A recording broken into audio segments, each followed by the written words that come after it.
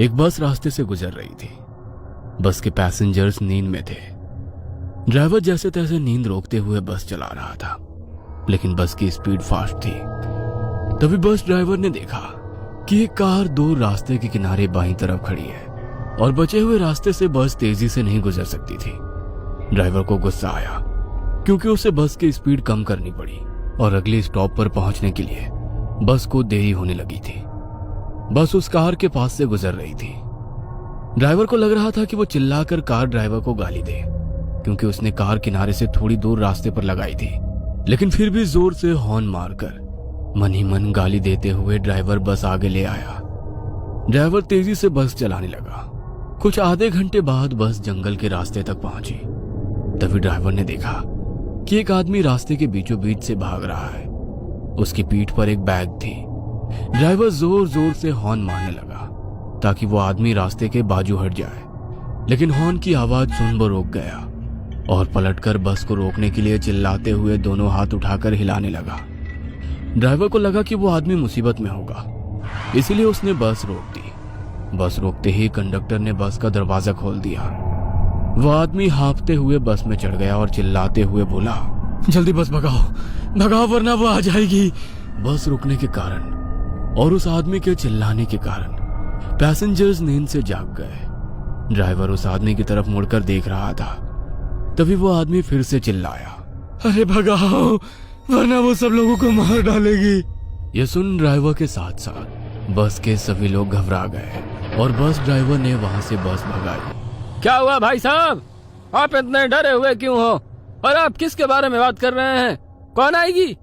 उस आदमी ने अपनी पीठ से बैग निकालकर नीचे उसके पैर के पास रखी और कंडक्टर के बगल में बैठ गया। वह पसीने से लथपथ हो गया था। उसका शर्ट फटा हुआ था और उसके शरीर पर कुछ जख्म भी थे जिसमें से खून बह रहा था। पैसेंजर्स उसे घूर रहे थे। कुछ लोग घबरा भी गए थे कि यह आदमी आखिर है कौन। आप कौन हो भाई और ऐसे क्यों भाग रहे हो और किससे भाग रहे हो?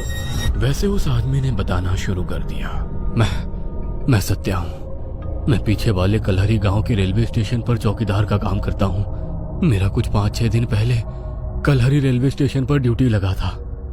वैसे गांव छोटा होने के कारण स्टेशन भी छोटा था। वहां केवल एक ही प्लेटफॉर्म था। वहां के लोग रेलवे का कुछ बहुत कम ही इस्तेमाल करते थे, क्योंकि एक ट्रेन रात में 2 बजे आती है जो सीधे सोलापुर से होकर कन्याकुमारी की तरफ जाती है, और फिर वही ट्रेन दूसरे दिन सुबह 4 बजे वापस मुंबई की तरफ जाती है। दिन में बस 10-12 और कभी कभी तो 2-4 और कभी कभी तो रेलवे स्टेशन पर कोई पैसेंजर आता भी नहीं है। मैं वहां जाकर बहुत खुश था, क्योंकि पार्किंग में कभी कभार गाड़ियां रुकती थी। उसके बाद तो मैं प्लेटफॉर्म के एक बेंच पर जाकर सोता था। पहले 1-2 दिन तो सब कुछ नॉर्मल रहा, लेकिन तीसरे दिन अमावस की रात आई। मुझे घर से माँ और बीवी का फोन आया कि आज के दिन रात में ठीक से ड्यूटी करे और भगवान का नाम लेते हुए ड्यूटी करे और अंधेरे से दूर ही रहे। मैंने हाँ भरी। उस रात पूरा स्टेशन खाली था। मुझे हर रोज की तरह उस रोज भी कोई काम नहीं था। टिकट काउंटर पर बैठा सुरेश मोबाइल में घुसा पड़ा था। पैसेंजर्स नहीं आते, इसलिए स्टेशन पर कोई कैंटीन या ठेके वाला भी नहीं था। मैं प्लेटफॉर्म के बेंच पर बैठा झपकी ले रहा था। तभी मेरे पीछे से एक छोटा बच्चा चिल्लाते हुए आया, बचाओ काका बचाओ। उसके चिल्लाने से मैं डर कर जाग गया। मैंने आंखें खोली और मुड़कर देखा। वह 8-9 साल का बच्चा मेरे पास ही आ रहा था कि तभी मुझे वो देख जोर से चिल्लाया, मुझे छोड़ दो, और वहां से टंकी की तरफ भाग गया। मुझे कुछ भी समझ में नहीं आ रहा था कि आखिर ये क्या हो रहा है। वो छोटा बच्चा कौन था और किससे बचाओ बोल रहा था, और मुझे देख वो घबराकर क्यों भागा। वो बच्चा भागकर टंकी के पीछे छिप गया। मैं चौकन्ना हो गया और अपने हाथ में लाठी उठाकर वो बच्चा जिस तरफ से आया था उस तरफ देखा, लेकिन वहां से कोई भी नहीं आया।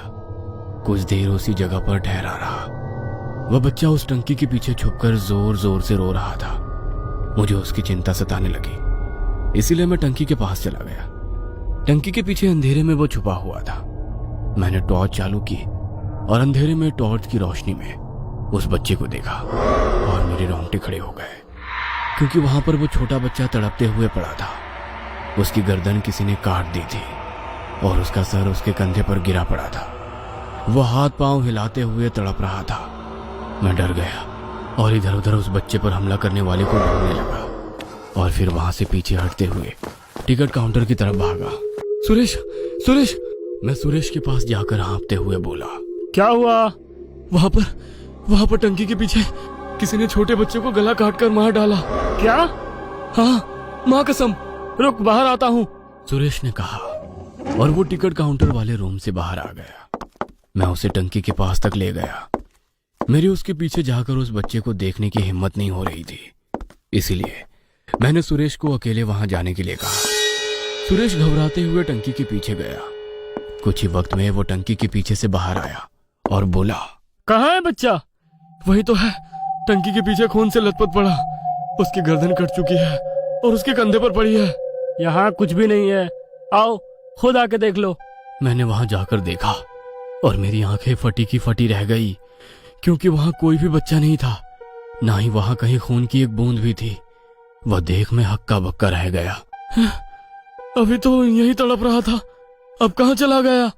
तेरा कोई वहम होगा, जा किसी बेंच पर जाकर लेट जा।